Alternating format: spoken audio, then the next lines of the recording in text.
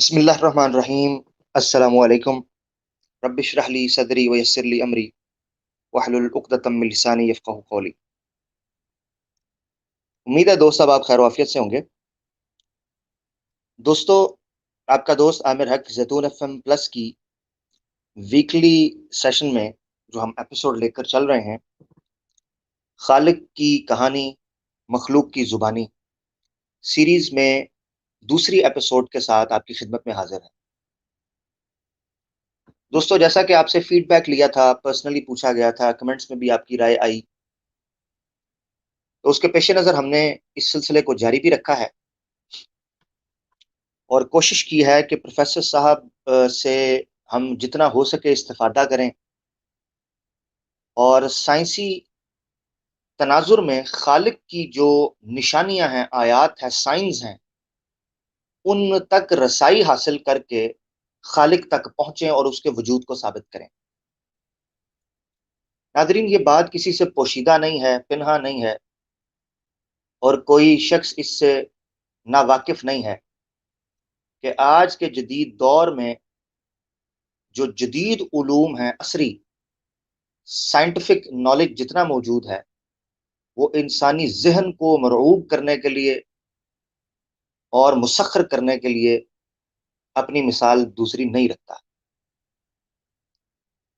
इसीलिए कुछ अफ़राद जो हैं, वो मुआशरे के अंदर ऐसे भी पैदा हो गए हैं जदीद दौर में, जो कि साइंस को मज़हब की तरह पूजते हैं, उसके दलाइल को ईमान की तरह अपनी आँखों से लगाते हैं और उसकी तशरीहात को सेहरे की तरह अपने सर पर सजाते हैं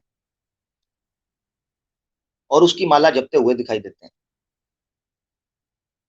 यही वजह है कि बाज़ औक़ात कुरान के वो दलाइल जो रूहों को मुसख्खर करते हैं, इंसानी नफ्सियात को सरनगू करवाते हैं और हज़रत आदम की तबीयत को जो है वो सरे तस्लीम ख़म करवाते हैं, वो भी बसा औक़ात वो दलाइल वो काम नहीं कर सकते, बदकिस्मती से। क्योंकि इंसानी शऊर, इंसानी अक़ल जो है, वो यकीनन उसको इख्तियार दिया गया है कि वो इंतख़ाब करता है दलाइल के इंतख़ाब में। तो आज की एपिसोड जो है वो बेसिकली खालिक की कहानी मखलूक की ज़ुबानी एपिसोड नंबर 2 है और इस पर हम इंसानी दिमाग एक मुजज़ा मिरेकल्स ऑफ ह्यूमन ब्रेन उसके मैकेनिज़्म पर बात करेंगे।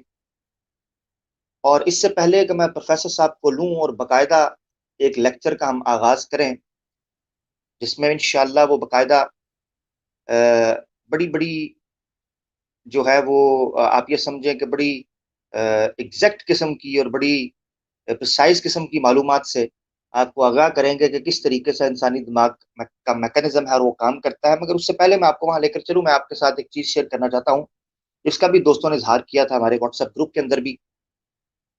आप लोग अगर ग्रुप को शामिल करना चाहते हैं, तो मेरा पर्सनल नंबर है, आप इस पर मुझे टेक्स्ट कर सकते हैं। इसके अलावा हमारा व्हाट्सएप बड़ा ग्रुप जो ब्रॉडकास्ट का है, उसको भी आप जॉइन कर सकते हैं।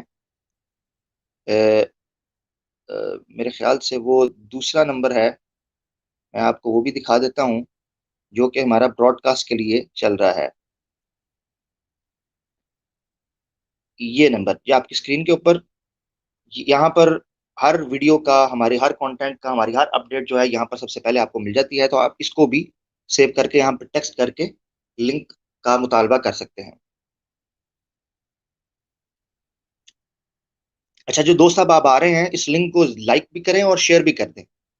मैं उनके कमेंट्स जो हैं वो दिखा देता हूँ। वालेकुम सलाम, लुबना साहिबा हैं, अहमद रफ़ाकत साहब हैं, वालेकुम अस्सलाम। खालिद महमूद साहब कह रहे हैं कि बहुत अच्छा प्रोग्राम है जी, अल्लाह ताला आप सबको सलामत रखे, नाम भी बहुत अच्छा है, अल्लाह आपको जज़ाए खैर दे। जी बिल्कुल, हकीकत ये है कि ये नाम ही हकीकी इंसानी तालीम और तरबियत के लिए यही नाम है जो अक्कासी करता है इसकी। हमारे दोस्त फुरकान चौहान साहब आए हैं, वो वालेकुम सलाम कर रहे हैं सबको। बिल्कुल जी, आपको भी। और नसरुल्लाह बलोच साहब हैं, वो भी कह रहे हैं जी वालेकुम सलाम, जल्दी आ जाएँ। जी, जी, प्रोफ़ेसर साहब आ रहे हैं जी, आपकी भरपूर फ़रमाइश के ऊपर हम प्रोफ़ेसर साहब को लाएँगे इंशाअल्लाह। तो जैसा कि आप टाइटल पर देख सकते हैं, अब मैं जिस चीज का ऐलान करना चाह रहा था, बिफोर आई टेक प्रोफेसर साहब on stage and give him mic, so I would like to share something that कुछ दोस्त अहबाब ने ये कहा कि यार, आज के ज़माने में ना, आज के दौर में जो जदीद नस्ल है, बिलखुसूस जो एथिस्ट हो चुके हुए हैं, जिन्होंने फैसला कर लिया, अपना अकीदा बना लिया कि अल्लाह की ज़ात मौजूद नहीं है, वो साइंस को आर्ग्यूमेंट्स के तौर पर इस्लाम के खिलाफ इस्तेमाल करते हैं। यानी ऐसा नहीं है कि आप इस साइंस को पेश करें उनको दावत देने में, that's another aspect and very vital aspect. मगर एक एस्पेक्ट ऐसा है जो कि इग्नोर किया जा रहा है दीन इस्लाम के उलमा की तरफ से, स्कॉलर्स की तरफ से, या दाई और मुबल्लिगीन की तरफ से, दुआत और मुबल्लिगीन की तरफ से, जिसको इग्नोर किया जा रहा है। वो एस्पेक्ट ये है कि जो एतराज़ात वो साइंस की रोशनी में इस्लाम पर करते हैं, या इस्लाम के ही कंटेंट को वो जो है वो साइंस के खिलाफ इस्तेमाल, यानी साइंस, एंटी साइंस कहकर, या अनसाइंटिफिक कहकर, इलॉजिकल कहकर, इरेशनल कहकर, वो कहते हैं कि देखें जी, आपका तो इस्लाम के अंदर ये बात साइंस के एस्टैब्लिश फैक्ट के खिलाफ है, आप तो जो ये बात कर रहे हैं या मंतक के खिलाफ है, ये फलसफा के मुसल्लमा और मुसब्बता मुसद्दका उसूलों के खिलाफ है, तो आप कैसे मान सकते हैं जी? तो वो इतराजात करते हुए दिखाई देते हैं। तो मैं इंशाल्लाह आने वाले दिनों के अंदर, बल्कि बड़ी ही मुख्तसर, मेरे ख्याल से कल से ही इंशाल्लाह जुमेरात है, और मैं कोशिश करूंगा, अपनी मसरूफियत ज़ाहिर बात है कि हमारे पास भी वीकेंड होता है जुमेरात को, तो इंशाल्लाह कोशिश करते हैं कल, नहीं तो फिर एक सिलसिला हम शुरू कर रहे हैं, जिसमें इंशाल्लाह मैं बजाते खुद कोशिश करूंगा कि मुख्तसर मुख्तसर एक एक एतराज के ऊपर, जैसे मैं पहले कर रहा था, तो हमारे जैतून एफएम प्लस के ऊपर चैनल पर रिप्लाई टू मुल्हिद या एथिज्म के नाम से हमने एक प्लेलिस्ट बना दी है, उसमें वो ड्रॉप होती जाएंगी वीडियोस। दो वीडियोस आ चुकी हैं, एक पहली वीडियो है कॉन्ट्रडिक्शन इन द कुरान, वो लाजमी जाकर चेक करें। मैंने वो तकरीबन घंटे की वीडियो के अंदर कुरान के ऊपर उठने वाले जो बेसिक ज्यादा से ज्यादा एतराजात हैं, जो कि तजादात के हवाले से हैं, सेल्फ कॉन्ट्रडिक्टरी हैं जो आयात, उनको मैंने एक्सप्लेन किया है। इसके अलावा आने वाले वक्त के अंदर इंशाल्लाह मैं कोशिश करूंगा कि एक एक एतराज के ऊपर बात की जाए, जो साइंस के एतबार से है, जो तारीख के एतबार से है, जो फलसफा और मंतक के एतबार से है, जो पुरानिक कॉन्टेक्स्ट के एतबार से है, जो कुरान और बाइबल के एतबार से है, जो दूसरे दीगर मज़ाहब के एतबार से है। मैं इंशाल्लाह इंशाल्लाह करने वाला हूँ बात इन चीज़ों के ऊपर, तो आपने लाजमी इन चीज़ों को सब्सक्राइब भी करना है और लेकर भी चलना है।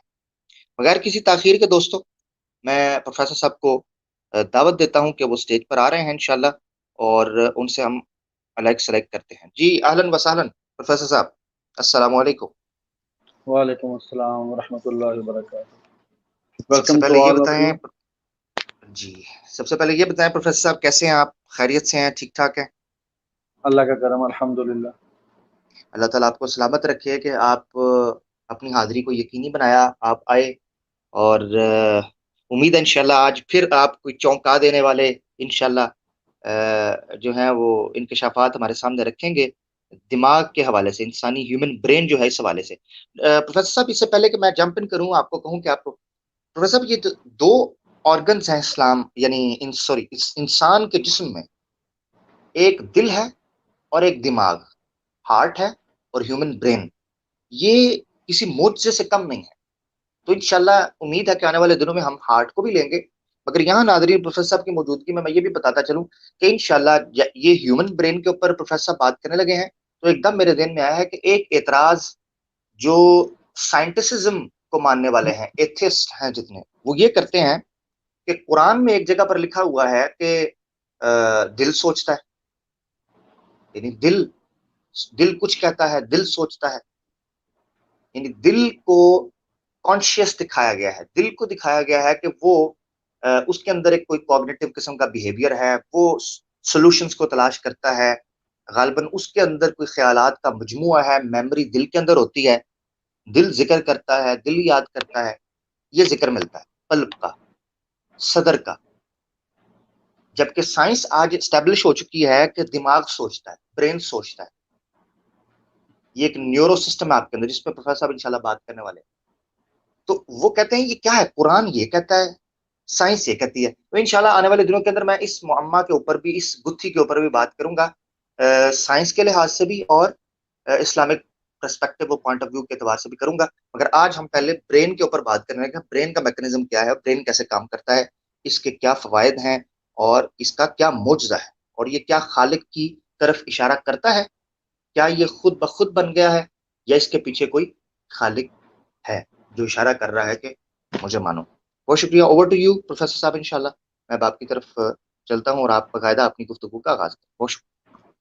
Thank you very much. Human brain के बारे में आज हम करेंगे इंशाल्लाह ताला। इसकी कुछ मिस्ट्रीज हैं, कुछ इसके मिरेकल्स हैं और इसके फंक्शंस हैं कि ये काम किस तरह करता है, और कुछ साइंसदानों के कुछ रेफरेंस देंगे कि वो किस हद तक एथिस्ट हों या दूसरे रिलीजियस हों, बेबस नजर आते हैं।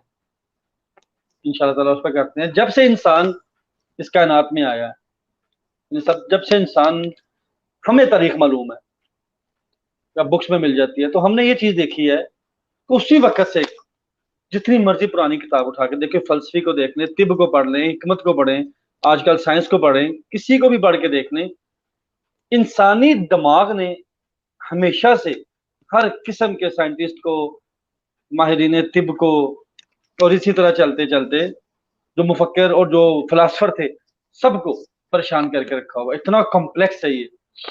क्योंकि उसकी वजह ये है कि आज के दौर में हम ये तो जान गए, वो आगे आगे हम देखेंगे, ये तो हम जान गए कि वो केमिकल सिग्नल्स हैं कुछ, जिनके जरिए ये सारी मालूमात और सारी मैसेजिंग चलती है माइंड के अंदर।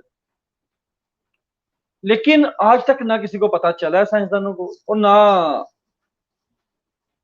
नियर फ्यूचर में लग रहा है कि किसी को पता चलेगा इतनी जल्दी, कि ये जो ख्यालात हमारे होते, एक ही इंसान है, एक ही दिमाग है, वही केमिकल इंपल्सिस वही चल रही हैं, तो ये कैसे हो जाता है? एक ही चीज को, एक ही फिक्रा, वही फिक्रा अगर आपका कोई दोस्त बोल दे, तो अंदर आपके अंदर जो फीलिंग आती है या जो रिएक्शन आता है वो डिफरेंट होता है। और वही कोई आपका दुश्मन बोल दे, सेम फिक्रा, रिएक्शन ही डिफरेंट हो जाता है। फिक्रा भी वही है, माइंड भी वही है, रिएक्शन भी वही है, अंदर आपके केमिकल सब सिस्टम वही है, कोई माइंड की चीज चेंज तो नहीं हुई, फिक्रा भी वही है। तो रिएक्शन ऑटोमेटिक चेंज कैसे हो जाता है? साइंस नहीं जान सकी आज तक, तो ना जान सकेगी। ठीक। आज इसके एंड में मैं कुछ इंशाल्लाह ताला, तो आमिर भाई ने भी कुछ मैं बताया था फीडबैक आप सब दोस्तों का, तो कुछ एथिज्म के बारे में बताऊंगा कुछ आपको, वो भी एक ऐसा फैक्ट बताऊंगा इंशाल्लाह जो आप ज्यादातर मुझे उम्मीद नहीं पता होगा। अच्छा, अब ये पहली स्लाइड में देखें आप, एक साइंटिस्ट हैं, ये ये ओवन जे डिंजरिश हैं। ये प्रोफेसर है एस्ट्रोनॉमी के, history of science, Harvard university में है ये। The human brain is by far most complex physical object known to us in the entire cosmos.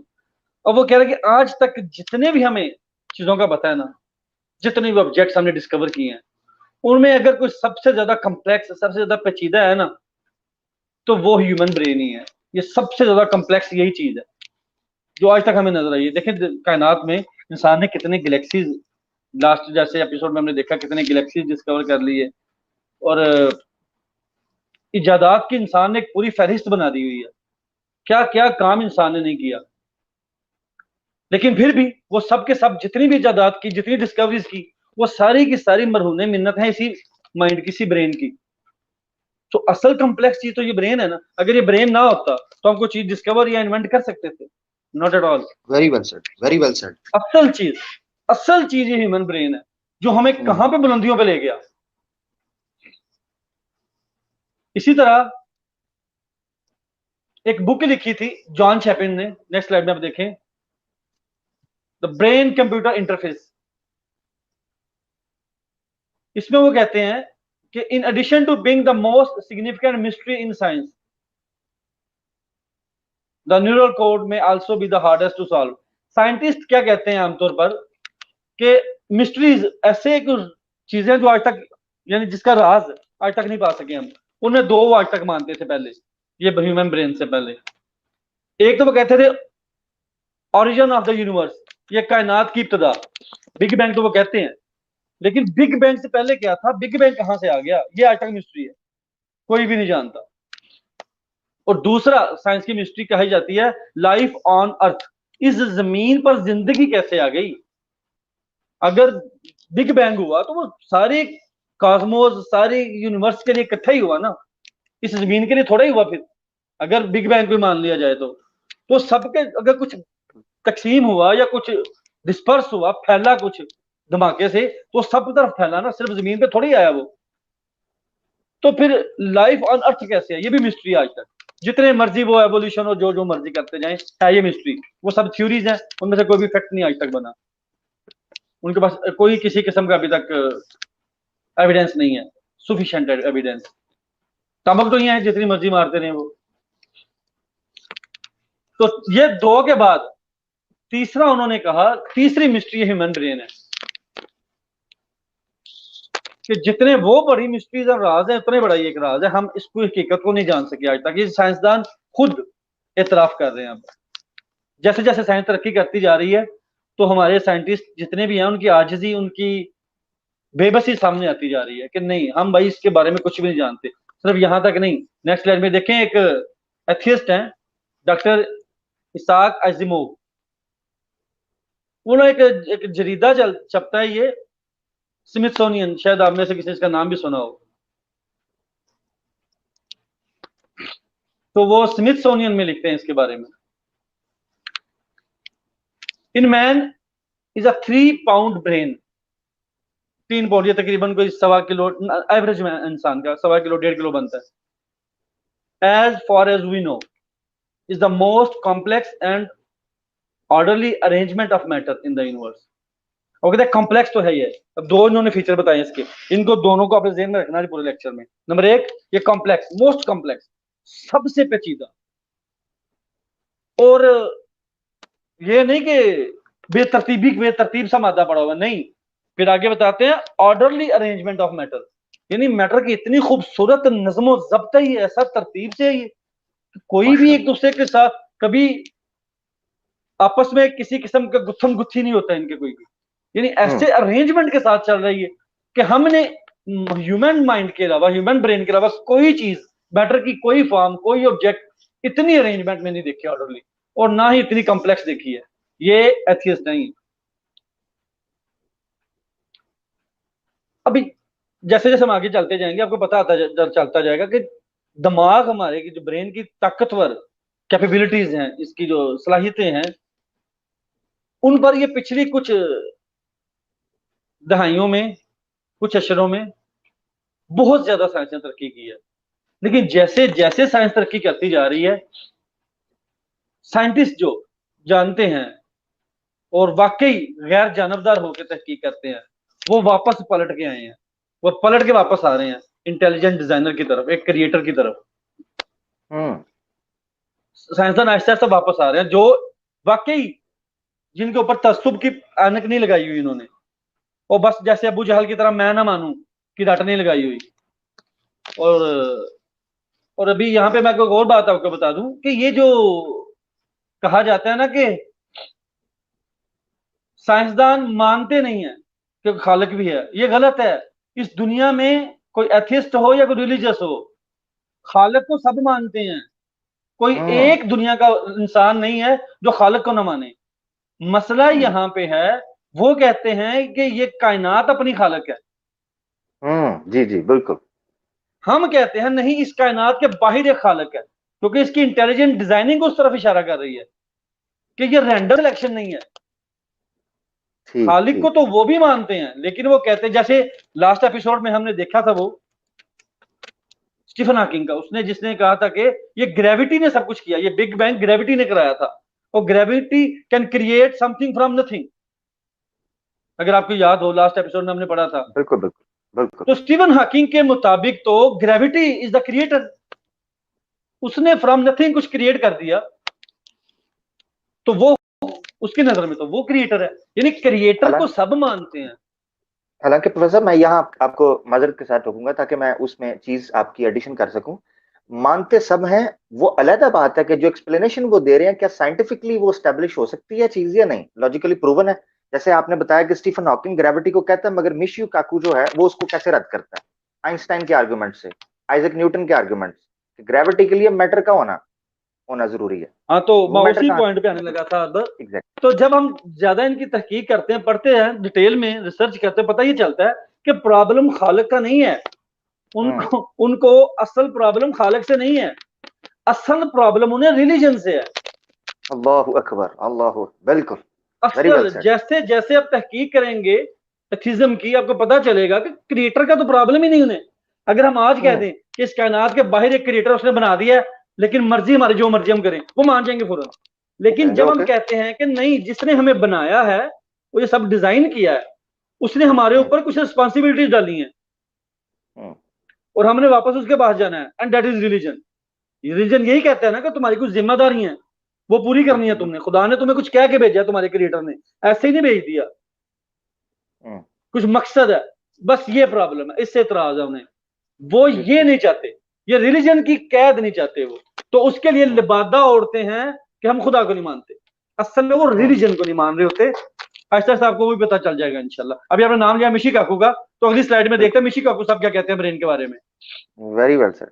ठीक हो गया।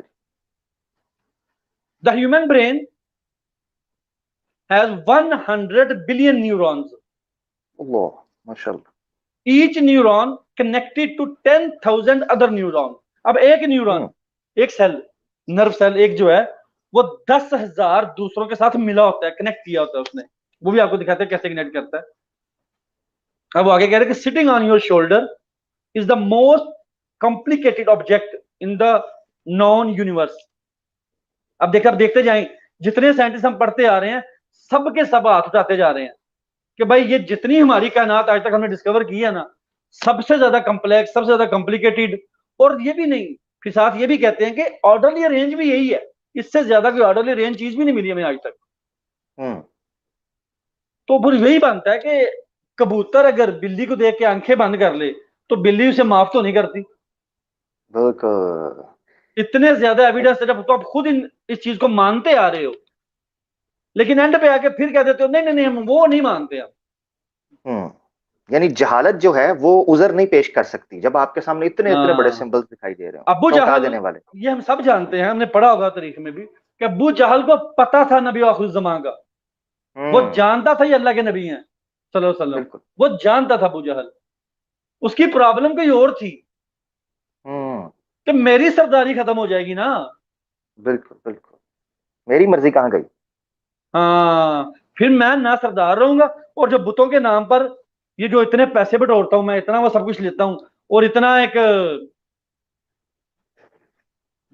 क्या उसे कहते हैं कि एक अबू इस्तेहसाली जहल का, निजाम अगर आप खड़ा कर जानते रखा हो, है ना। अब्बुल अब्बुल जी जी। हिकमा कहते थे उसे। जी जी जी। बिल्कुल। अबुल हकम कहते थे। अब्बुल हकम, जी यानी वो इतना, उसको वो अपने कुरैश में इतना मशहूर था, इतना इंटेलिजेंट। जी जी। और देख दारुल लें। नदवा का चीफ था जी, प्रोफेसर साहब। दारुल नदवा में जो मीटिंग, यानी अरब के, यानी जो उस वक्त के जो बहिरा अरब का जो वो ये जो कुरैश की कुरैश का मीटिंग की इलाका जगह थी, था, वो कुरैश कुरैश के कुरैश सारे की कबीले वहां पे आके एग्जैक्टली मीटिंग करते थे दारुल नदवा में। मीटिंग करते थे जी। वहां वो चीफ था जी, जी इसके आर्डर एग्जैक्टली, चलते थे वहां पर। दारुल जी जी, नदवा के मेंबर। सरदारों में से एक था वो। बिल्कुल बिल्कुल। बड़ा तो जहीन बंदा था। ये सब चीजें हैं, लेकिन वो जानता भी था, लेकिन उसकी प्रॉब्लम ये थी। यही इस तरह की जब हम स्टडी करेंगे ना आगे जाके, कि ये जो अपने आप को एथीस्ट कहते हैं, ये इनकी असल प्रॉब्लम है क्या, तो आपको यही सेम टू सेम यही नजर आएंगी। चलिए आगे चलते हैं, अभी अपने टॉपिक पे वापस आते हैं। एक जी। बुक, शोहरा आफाक बुक लिखी गई, ये डार्विन की बुक के मुकाबले में लिखी गई थी, एवोल्यूशन फ्रॉम स्पेस।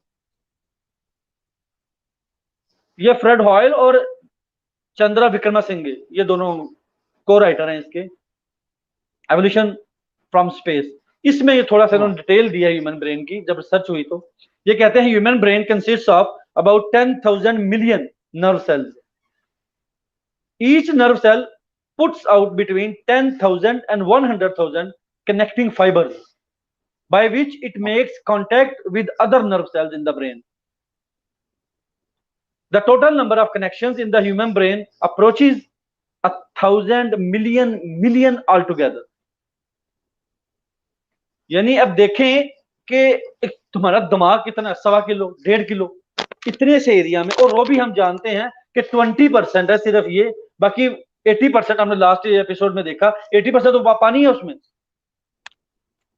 तो बिल्कुल। 20% है, और उसमें किस हद तक सेल्स जाएंगे। और सिर्फ इतना ही नहीं, आपको बताएं, हमारे ह्यूमन ब्रेन में रेत का जर्रा कितना सा होता है, छोटी सी बेकदरी सी चीज है। हम्म। रेत के एक जर्रे जितना ह्यूमन ब्रेन हम अलहदा करें, रेत के जर्रे के बराबर छोटा सा टुकड़ा निकाला ह्यूमन ब्रेन का, तो उसमें 1 लाख न्यूरॉन्स होते हैं ओहो, और सुभान एक अल्लाह। बिलियन 1 बिलियन सनाप्सिस होते हैं। सनाप्सिस होते हैं जो कॉन्टेक्ट, जिनके जो ब्रिजेस होते हैं दूसरे न्यूरॉन के साथ आपसे मिले होते हैं, ये अपने वो हम्म, मुख्तलिफ शाखों की वजह से, जिन्हें डेंड्राइट्स कहते हैं, वो आगे देखेंगे हम, डेंड्राइट्स की वजह से हम्म, मिले होते हैं एक दूसरे के साथ। तो वो 1 बिलियन सनाप्सिस और 1 लाख न्यूरॉन एक रेत के जर्रे जितने हिस्से में होते हैं ये, और ये सब ओहो, के सब एक दूसरे से कम्युनिकेट कर रहे होते हैं। हम्म। यानी ये हमारे सिर्फ दिमाग ये में सिर्फ ये गुंजल नहीं है, ये आपस में कम्युनिकेट कर रहा होता है, पूरी लैंग्वेज है इनकी। Very very wisely and very at a very fast speed. जैसे कि हम्म, दिमाग में हमारे में 10,000 से ज्यादा मखसूस किस्म के न्यूरॉन्स हैं, जिन सुभान डिफरेंट अल्लाह। टाइप्स हैं इनकी।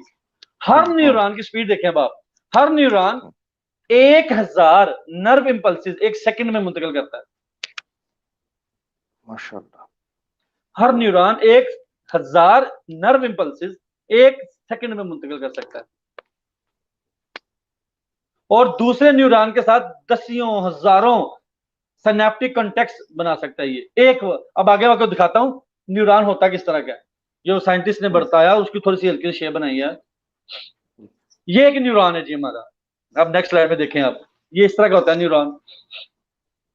इसमें हमने वो थोड़ा सा वो न्यूरॉन सेल है ना, तो तोड़ के दिखाया होगा, सेल अंदर से सेल की फॉर्मेशन सेम ही होती है। जैसे ये न्यूरॉन है, साइड पे जो आपको ये शाखें नजर आ रही हैं, ये डेंड्राइट्स होती हैं, इनके जरिए ये दूसरे न्यूरॉन से कांटेक्ट करता है, और जहां पे दोनों न्यूरॉन्स के ये डेंड्राइट्स मिलते हैं ना, उस ब्रिज को कहते हैं सिनेप्स।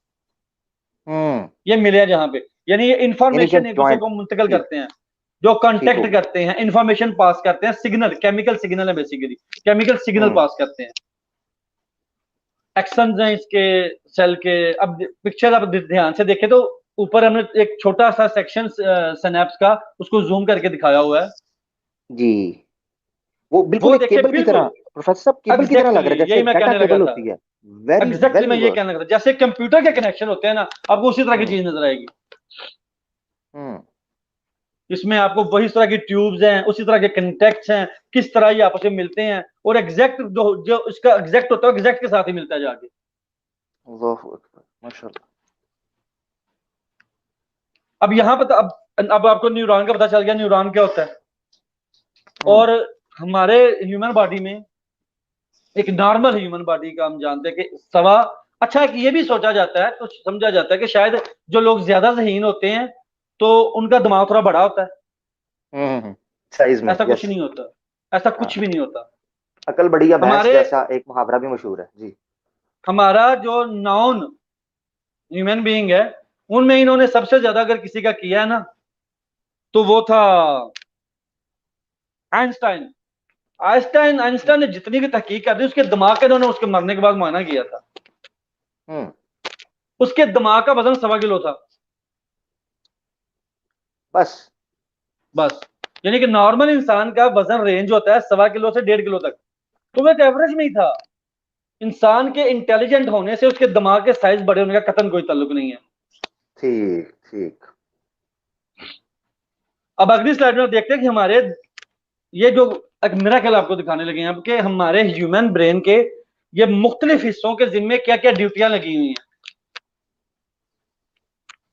अब इसमें सबसे पहले आप देखें तो लेफ्ट साइड पे आपको ये अखरोट की तरह की चीज नजर आ रही है, नीचे वाली हम्म, पिक्चर पे देखें तो जी, जी। ये सुपीरियर व्यू है जो इसका, ये हमारा माइंड ब्रेन है, और ये हमारा ब्रेन दो हिस्सों में होता है, लेफ्ट और राइट। और हैरानगी की बात यह है, जो लेफ्ट वाला हिस्सा है ब्रेन का, वो हमारे पूरे जिस्म के राइट वाले हिस्से को कंट्रोल करता है, और जो ब्रेन का ओ, राइट वाला हिस्सा है पूरे जिस्म के लेफ्ट को कंट्रोल करता है। वाह वाह वाह, ये सही, ये क्या इंजीनियरिंग है जी। हाँ जी, यानी राइट वाह। वाला राइट को कंट्रोल नहीं करता, राइट वाला लेफ्ट को पूरी बॉडी को, और लेफ्ट वाला राइट वाली पूरी बॉडी को कंट्रोल करता है। हम्म, और आगे function area of the brain बताए हैं, जिसमें आप देखें आप, आपको नजर आएगा कुछ एरोज हमने खींचे और बताए हैं, उनके सारे ब्रेन के जो मुख्तलिफ हिस्से हैं। अब इससे ज्यादा डिटेल में मैं आपको इसलिए नहीं बता रहा कि साइंटिफिक तो बैकग्राउंड सबका है नहीं, कि अब मैं तमाम ब्रेन के पार्ट्स खोलकर इसके अंदर ये केमिकल है, उसके अंदर ये केमिकल ऐसे प्रोड्यूस होता है, मैं इसको इसलिए ऐसे कर रहा हूँ, अब आपको इनके फंक्शन बताता हूँ कि मुख्तलिफ हिस्सों के क्या क्या फंक्शन है। अब ये motor area, control of voluntary muscles, यानी हमारे जिस्म के जो वॉलेंट्री मसल्स है ना, उनको, जो यानी ऐसे काम जो हमें पता हो या ना हो उसके साथ ताल्लुक नहीं, हम नहीं कंट्रोल कर रहे उसे। जैसे आपका लीवर काम कर रहा है ना अंदर, हर वक्त हार्ट बीट चल रही है, हर वक्त चल रही है। हमारे जिस्म के अंदर जितने बॉडी पार्ट्स हैं, इंटरनल पार्ट्स, जो मुसलसल फैक्ट्रीज हैं, काम करती जा रही हैं, लीवर है, हमारे किडनीज हैं, हमारे लंग्स हैं, वो सब कर रहे हैं ना, तो वो सब कंट्रोल करता है ये मोटर एरिया। ये इस एरिया के जिम्मे होता है ये काम। अब देखते जाएं आप, जिसको ये कहते हैं ना कि रैंडम सिलेक्शन है, वो कैसे रैंडम सिलेक्शन है। अब दूसरा सेंसरी एरिया, ये स्किन सेंसेशन, यानी टेम्परेचर, प्रेशर। अब एसी आपके घरों में देखे होंगे, आपने लगे होंगे, उसमें एक थर्मोस्टेट होता है जो टेम्परेचर को कंट्रोल करता है। हमारे दिमाग का टेम्परेचर ये है, हमारे दिमाग का थर्मोस्टेट ये है, ये सेंसरी एरिया, जिस्म के टेम्परेचर को ये कंट्रोल करता है। टेम्परेचर, हमारा ब्लड प्रेशर, हमें कोई पेन होती है तो वो भी यही कंट्रोल करता है चीजों को, यही यही हमें बताता है, यहीं पे आगे पता चलता है कि कोई पेन हुई है। आगे फ्रंटल लैब, ये फ्रंटल लोब जो है ना, इसका कुरान में भी जिक्र आया हुआ है। ये आपको मजीद वो किसी दिन जब आमिर भाई कह रहे हैं कि प्रोग्राम करेंगे तो ठीक है, तो अगर आज भी जी टाइम, जी आज अगर हमें बाद में टाइम मिला तो मैं देखूंगा इंशाल्लाह, अगर टाइम बचा हमारे पास तो। ये जी फ्रंटल जी, लोब का जरूर कुरान जरूर। पाक में जिक्र है। जी जी, आप जरूर अच्छा, कीजिएगा, फ्रंटल लोब बल्कि की मुझे। जिम्मेदारी क्या है? इसकी मूवमेंट, हमारे बॉडी हम मूव करते हैं जो, प्रॉब्लम सॉल्विंग, कंसंट्रेटिंग, कंसंट्रेट करना करते हैं हम, थिंकिंग, बिहेवियर, पर्सनैलिटी, हमारे मूड, ये सब चीजें जो है ना, ये इसके जिम्मे होती है। फ्रंटल लोब सब इसलिए कंट्रोल करता है। अभी ब्रोकाज एरिया है, ये स्पीच कंट्रोल, हमारी जो मैं भी बोल रहा हूँ, ये सब चीजें इधर से कंट्रोल होती हैं। Temporal lobe, hearing, language, memory, brain stem, ये हमारी consciousness, breathing, heart rate, heart beat का रेट जो है, ये सारी ये चीजें कंट्रोल करता है। और पैरिटल लोब, सेंसेशंस, हमारे जो, यानी रोमांटिक मूड आपका होता है बाज दफा, aggression, language, perceptions, body awareness और अटेंशन। और ऑसिपिटल लोब, ये विजन, ये आंखों का हमारा जो वीडियो हम देख रहे हैं, और परसेप्शन, आंखों, हम वीडियो देख के कुछ चीज परसेप्शन क्रिएट करते हैं, वो सब इसके अंदर आता है।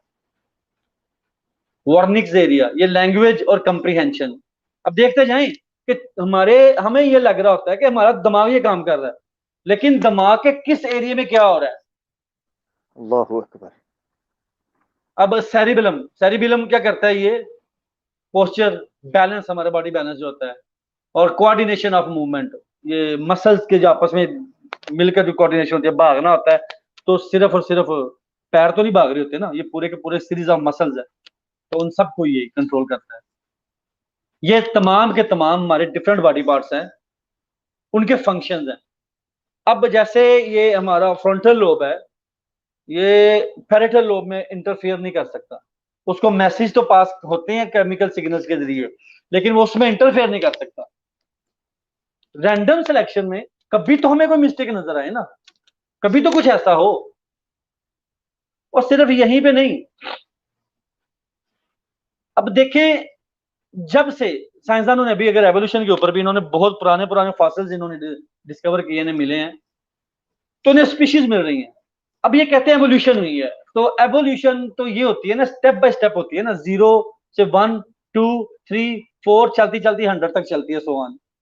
ये तो नहीं हो सकता ना 0 से डायरेक्ट 100 पे और हम कहें एवोल्यूशन हुई है। ये तो एवोल्यूशन है। एवोल्यूट तो होती है स्लोली एंड दर्जा बदर्जा। तो अगर हमारा ब्रेन इतना परफेक्ट है और ऐसे काम कर रहा है, अभी मजीद हम बताएंगे क्या क्या हमारा ब्रेन क्या करता है, इतना परफेक्ट है, तो ये एवोल्यूट कैसे हुआ? इसकी कोई थोड़ी सी पिछली फॉर्म तो में नजर आए। चलो हम 100% हमारा ब्रेन काम कर रहा है, कोई हमें ऐसी कोई स्पीशीज नजर आए, चलो 100% इसके फंक्शन जो हैं उसमें 90% हो। हमने, इंसान ने अपने ब्रेन यूज करके इतनी तरक्की कर ली, इतनी दूर पहुंच गया, तो कोई ऐसी स्पीशीज नजर आए जो हमारे लेवल की तो ना हो, लेकिन हमसे आधी तरक्की तो की हो उसने। ब्रेन तो वही है ना, अगर ये एवोल्यूटिव है, उनसे एवोल्यूट होके आया है, तो कुछ तो तरक्की उनमें नजर आई हमें। और जबकि यहाँ पे किस्सा ये है कि इंसान के अलावा बाकी सारी क्रिएशन जमा कर लो, किसी को आज तक पेशाब करने तक का शौर नहीं है कि कहाँ करना कहाँ नहीं करना। तो क्या ब्रेन है ये एवोल्यूट कैसे हो गया? ये सारे के सारे दलाइल हैं, आगे चलेंगे इंशाल्लाह, ये सारी इनकी। अच्छा, अब अगली स्लाइड में हम देखते हैं कुछ फैक्ट्स ह्यूमन ब्रेन के बारे में, कुछ मिरेकल्स।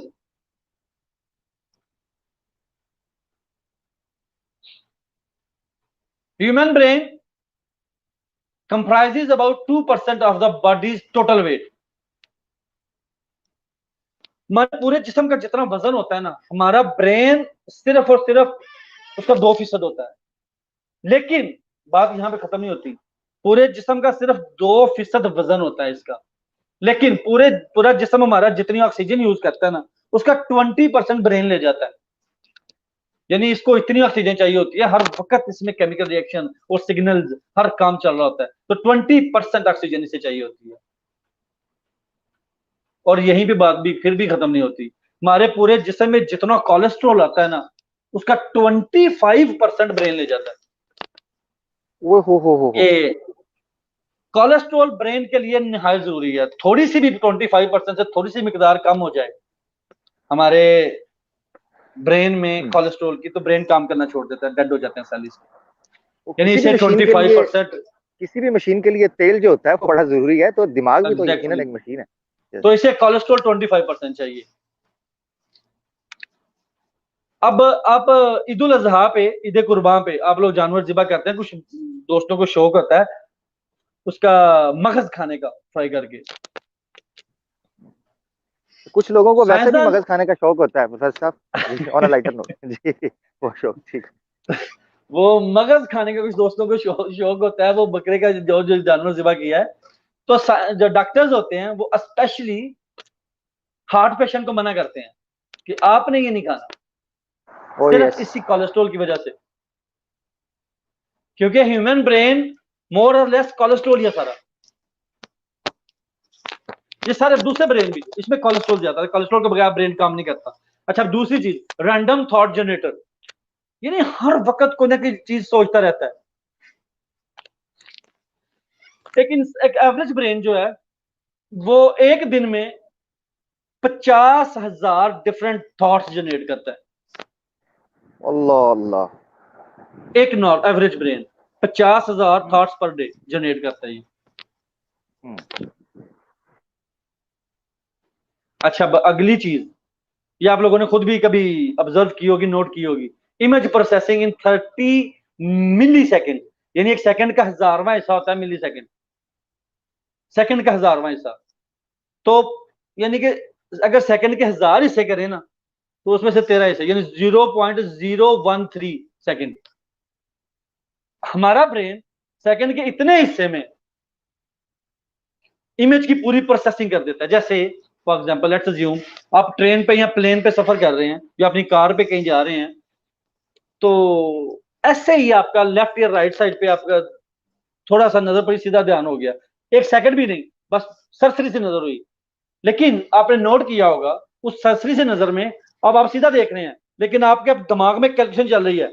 अच्छा, उधर एक आदमी खड़ा, उसने इस कलर के कपड़े पहने हुए थे, ऐनक लगाई थी कि नहीं लगाई थी, उसकी हाइट अप्रोक्सीमेट कितनी थी, किस तरफ देख रहा था, उसके चेहरे पे असरात क्या थे, खुशी के थे, गमी के थे, ये सब प्रोसेस कर देता है हमारा दिमाग। करता है कि नहीं? आपका जाती एक्सपीरियंस हुआ होगा। सरसरी नजर। और अगर ज्यादा फ्रैंकली आपको बताऊं तो मोस्टली हमारे लड़के जो हैं पार्क में या बाजारों में जाते हैं तो डायरेक्टली तो किसी लड़की को नहीं देखते, सरसरी नजर भी पड़ जाए ना तो पूरा एक्सरे कर लेते हैं। ये हमारा ये ये इमेज प्रोसेसिंग है। हमारा ह्यूमन ब्रेन जो है ये 30 मिली सेकेंड में इमेज की प्रोसेसिंग पूरी कर लेता है। प्रोफेसर साहब, औरतें भी जब शादियों में जाती हैं ना तो दूसरी औरतों के कपड़ों को बड़ा प्रोसेस कर लेती हैं मिली सेकंड के अंदर। आप केड़ा पर्सनली सूट देखें पाया सू, इसको, केड़ा कम कराया पर्सनल सू, नहीं, मैंने वैसे ही एग्जांपल दी थी। अच्छा, ठीक हो गया। ओके, मिरेकल्स जी। ओके, मेमोरी प्रोसेसिंग चौथे नंबर पे है। हमारा जो माइंड है ये मेमोरी कैसे प्रोसेस करता है। अल्लाह अकबर। कोई भी मेमोरी, कोई भी चीज हम अपने दिमाग में जब जाती है हमारे सेव होने के लिए, तो ये ऐसे की सारी इकट्ठी एक जगह बंद चली जाती, उसे डीकंस्ट्रक्ट किया जाता है, दिमाग हमारा ब्रेन उसे डीकंस्ट्रक्ट करता है। उसमें से जो इमेज से रिलेटेड चीजें, विजनरी से हमने पीछे पढ़ के आए हैं, वो विजन से रिलेटेड कॉलम में जाती हैं, उस खाते में जाती हैं, उस स्टोर में चली गई। जो चीजें हमारी स्पीच से रिलेटेड है दूसरी तरफ चली गई, वो दूसरे पोर्शन में चली गई। ये सारी की सारी मेमोरी डीकंस्ट्रक्ट होती है। हर चीज कलर से रिलेटेड दूसरे सेक्शन में चली जाती है। और मूड, सेंसेशन, यानी किसी को देख के आपको क्या फीलिंग आई, ये फीलिंग वाले सेशन में चली जाती है। टोटल की टोटल मेमोरी डिकंस्ट्रक्ट हो जाती है। और जब दोबारा कोई टाइम आता है, यानी वही सीन हमारे पास सामने दोबारा आता है, तो ये सारी की सारी मेमोरी जो होती है ना, दोबारा से इसको रिकंस्ट्रक्ट किया जाता है। हमारा ब्रेन उसको दोबारा रिकंस्ट्रक्ट करके फिर हमें बताता है, अच्छा अच्छा ये वो थी, ये वो मेमोरी आई हमें। ये सारी हमारे ब्रेन में ही चल रहा था, ये हमें नहीं पता। ये है वो वॉलंटरी एक्शन जो मैंने बताए थे, जो हम नहीं जान रहे होते। हमारा ब्रेन हर चीज को पहले डीकंस्ट्रक्ट करता है, फिर जब उसको रिवाइव करना होता है तो फिर रिकंस्ट्रक्ट करता है। और सुभान अल्लाह। हमारे ब्रेन की स्टोरेज कैपेसिटी, ये अगर हम आपको मैं स्ट्रेट फॉरवर्ड बताऊं तो ये अनलिमिटेड है। पूरी दुनिया में जितने इंसान है ना, पूरी दुनिया में इस वक्त जितने इंसान है, हमारे इतनी मेमोरी है हमारे ब्रेन, एक ब्रेन में, एवरेज ब्रेन में, कि हर इंसान को 15 लाइब्रेरीज दी जा सकती हैं।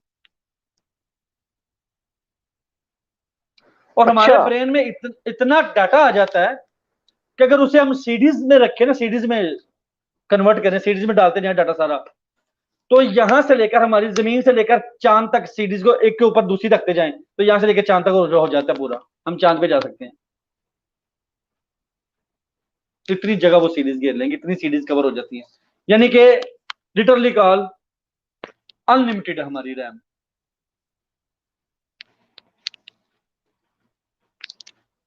अब आगे शॉक एब्जॉर्बिंग फ्लूइड, बहुत खूबसूरत चीज है ये। हमारा जो ब्रेन है वो हर रोज आधा कप एक फ्लूइड क्रिएट करता, जनरेट करता, खुद बनाता, प्रोड्यूस करता है ये, और उसी के अंदर तैरता है फिर ये, उस फ्लूइड के अंदर तैरता है फिर। उसका फायदा क्या होता है, हमारे ब्रेन को कोई शॉक मिले, जैसे आपने देखा होगा किसी के सर पे या पीछे, सर के पीछे थप्पड़ मार देना, या सर दीवार से टकरा जाना, ये शॉक लगते हैं। हाँ बिल्कुल बिल्कुल बिल्कुल। तो ये वो जो फ्लूइड होता है ना, हाफ कप, जिसमें ये तैर रहा होता है, हर रोज ये प्रोड्यूस करता है हाफ कप न्यू, ये हाफ कप जो फ्लूइड है ना, ये उसको शॉक से बचाता है। इसलिए आमतौर पर कहा जाता है कि बच्चों को सर पे नहीं मारना चाहिए। ठीक ठीक। और दूसरा फायदा इसका क्या होता है, इस फ्लूइड की वजह से हमारा ब्रेन, आपको पता है कि फैट्स है और सिर्फ ये वो है, कोलेस्ट्रॉल है, ऑक्सीजन इसकी है, सारी खुराक है। तो होता क्या है, ये फ्लूइड की वजह से अपने ही वजन के नीचे आके दब नहीं जाता, क्रश नहीं हो जाता, वो फ्लूइड इसको इस चीज से बचाता है।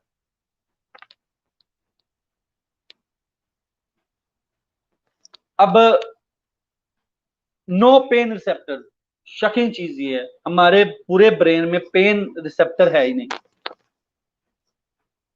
जैसे स्किन पे है ना, जरा सा कुछ हो, कट लगे में पेन होती है, ब्रेन में कोई पेन रिसेप्टर है ही नहीं। फिर अब हमारे जहन में यानी सवाल उठता है, पर, ब्रेन में प्रोफेसर साहब पेन ये रिसेप्टर कौन है? सर दर्द तो नामी भी चीज सर, ही नहीं है फिर इसका। हाँ जी, ये हाँ सर दर्द क्या होता है फिर? एग्जैक्टली। ये हेडेक आधे माइग्रेन सर क्या की है, ये दर्द, हेडेक पूरे क्या है? सर की दर्द, सेंटर में दर्द, ये क्या चीज है? अगर पूरे ब्रेन में पेन रिसेप्टर ही को नहीं, तो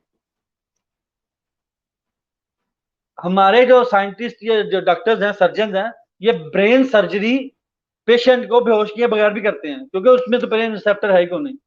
ये भी शॉकिंग होगा आपके लिए। अच्छा। अब हेडेक क्या है? हेडेक पेन जो हम फील करते हैं ब्रेन में, ये होती क्या है? ये असल में जो हमारे ब्रेन के करीब की स्किन है ना, इसके करीब करीब, और जॉइंट्स हैं जो, या ब्लड वेसल्स हैं, मसल्स हैं, उनमें कोई प्रॉब्लम आती है, वो फील करते हैं। हमें ऐसा लग रहा होता है कि हमारा ब्रेन कर रहा है फील। आपने कभी गौर किया होगा, आपके सर दर्द दुख रहा है, आप कहते हैं मुझे सर दर्द हो रहा है, ओ बहुत सर दुख रहा है मेरा, लेकिन जैसे ही कान के पास थोड़ा सा कान पट्टी जिसे आप कहते हैं, यहाँ पे दबाना शुरू करते हैं तो आपको रिलीफ मिलना स्टार्ट हो जाता है। बिल्कुल बिल्कुल। दर्द तो आपको सर के ऊपर फील हो रही थी, ये कानपट्टी पे दबाने से क्या हुआ? असल में हमारे ब्रेन में कोई पेन रिसेप्टर है ही नहीं सिरे से।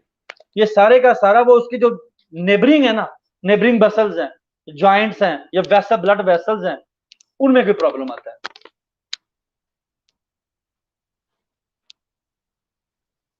आज तक इंसान ने जितने का 7 नंबर पे है, आज तक इंसान ने जितने भी पावरफुल से पावरफुल कंप्यूटर बनाया ना, वो भी हमारे ब्रेन की कैलकुलेशन आगे कुछ भी नहीं है। हमारा ब्रेन कितनी कैलकुलेशन एक सेकंड में कर सकता है? हमारा ब्रेन एक सेकंड में 1016 प्रोसेस कर सकता है, एक सेकंड में। ये आज तक कोई बड़े से बड़ा मास्टर कंप्यूटर भी नहीं कर सका, ना कर सकेगा। अब एक लेटर नोट आपको छोटी सी चीज बता दूं, हमारे ब्रेन में ये जो निकोटीन है, जो सिगरेट में या चाय की पत्ती में होती है, ये निकोटीन हमारे ब्रेन में पहुंचने में और असर करने में 7 सेकंड लेती है। 7 सेकंड में ये निकोटीन हमारे दिमाग पे असर करना शुरू कर देती है, जबकि अल्कोहल 6 मिनट लेती है। अल्कोहल का असर दिमाग तक पहुंचने में 6 मिनट लगते हैं और निकोटीन 7 सेकंड में होती है। अब ये सारी चीजें जानने के बाद हम ये सोचते हैं कि यार ये क्या है, कौन सी ताकत है, ये कौन सी ताकत आखिर क्या है? ये जो हमारे दिमाग में चलने वाली जो इलेक्ट्रोकेमिकल पल्सेस हैं, सिग्नल्स ही है ना, केमिकल सिग्नल्स, इलेक्ट्रोकेमिकल जो पल्सेस हैं, ये हमारे इन सबको हमारे तासुरात, यादों में, जज्बात में, फैसलों में कन्वर्ट कैसे कर देती है? ये कौन सी चीज है, ये कौन सी ताकत है सारे काम कर रही है ये? अब जब साइंसदान, बड़े से बड़ा साइंटिस्ट आप किसी को कंसल्ट करें या कोई फिलोसफर हो, वो कहता है कि ये हमारी जो कायनात है ना, यूनिवर्स है, ये लास्ट एपिसोड में शायद हमने पढ़ा भी था, हमारी पूरी यूनिवर्स जो है ना, ये एक कंप्यूटर प्रोग्राम की तरह काम कर रही है। एंड समटाइम्स जो जो मॉलिक्यूल्स हैं, ये एक कंप्यूटर बिट्स की तरह ये परफॉर्म भी करते हैं, उसी तरह ये रिएक्ट कर रहे होते हैं। सेम टू सेम इंसानी दिमाग इसी तरह काम करता है। इंसानी दिमाग का जो ढांचा है ना, एक निहायत कॉम्प्लेक्स मास्टर कंप्यूटर से मिलता जुलता है। आपने इसकी फॉर्मेशन देखी, इसके काम करने का तरीका देखा, इसके सिग्नल पासिंग देखी, तो अगर आप लोग कंप्यूटर्स के आपको हो ना हो है तो आप जानते हैं कि हमारा पेचीदा कंप्यूटर भी ऐसे ही काम करता है। अब वही साइंसदान जिसको अगर हम ये कहें कि जो मेरे सामने पड़ा हुआ कंप्यूटर है ना, ये खुद ब खुद बन गया, तो वो मुझे पागल कह के तो मुंह फेर लेगा।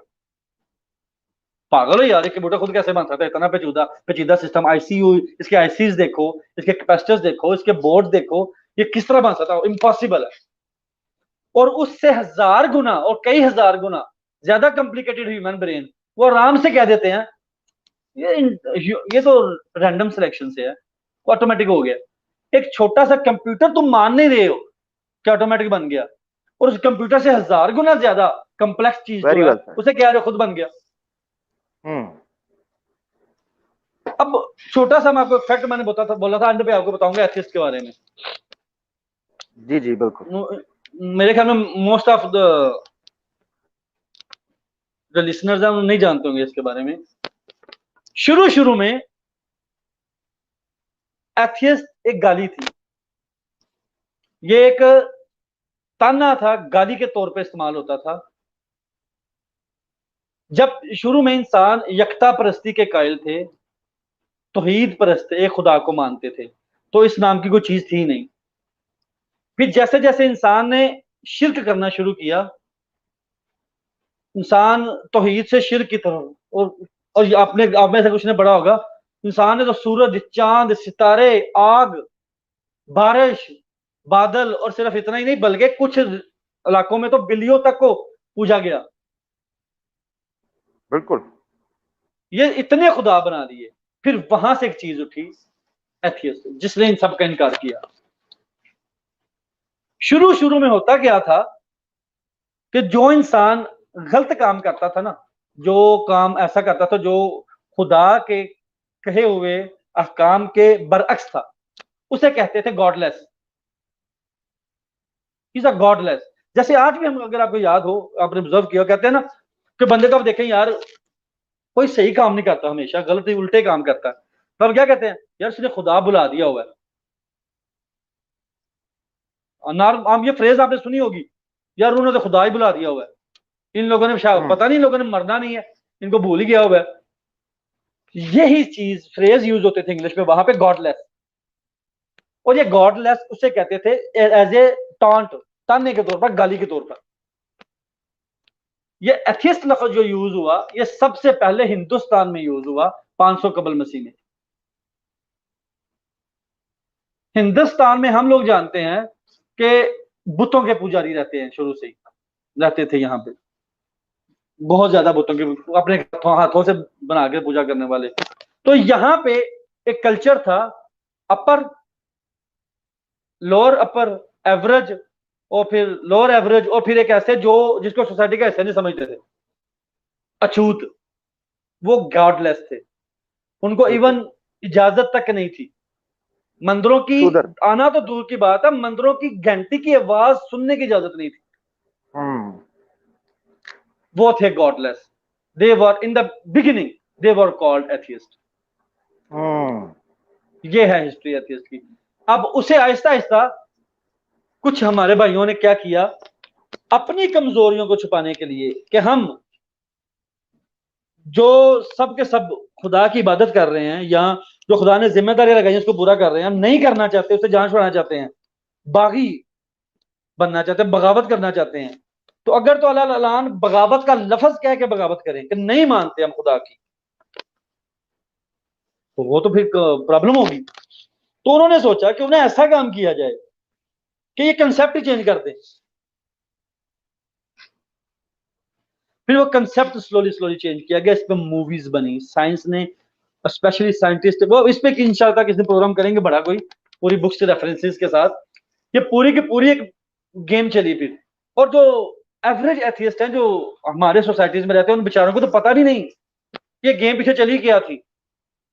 वो अपने तौर पे यही समझ रहे होते हैं, जो उसका आउटपुट निकलना है ना, कि ओ नहीं नहीं कायनात ऐसे ही बन गई, तो हम उन साइंटिस्ट के साथ हैं, वो सोच रहे होते हैं हम उन साइंटिस्ट के साथ हैं, जो उनका पॉइंट ऑफ व्यू है कि हाँ यार कायनात ऐसे बनी होगी।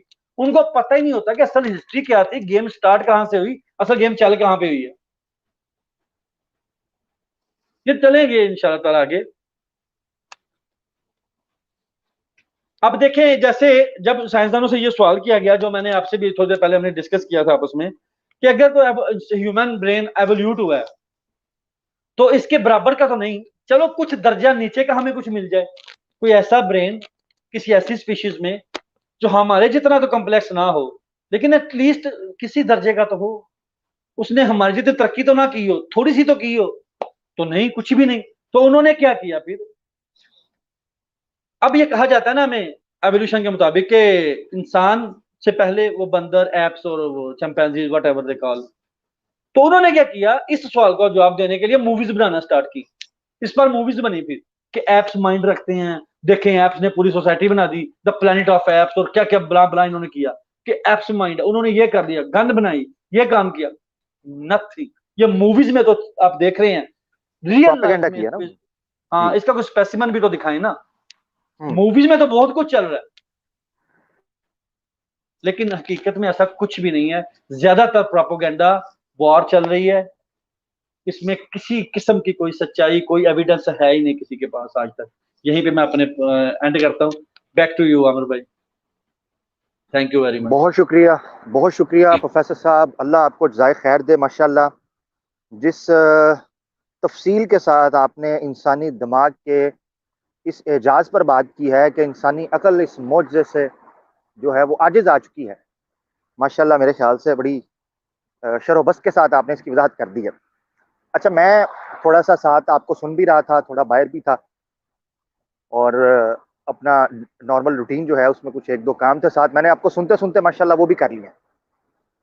तो मैं इस नतीजे पर पहुंचा हूं कि अब तक की नोन जो ऑब्जर्व्ड यूनिवर्स के अंदर वो कॉम्प्लिकेटेड किसी चीज को करार दे सके है ना कि भाई ये द मोस्ट कॉम्प्लिकेटेड है, वो इंसानी दिमाग है।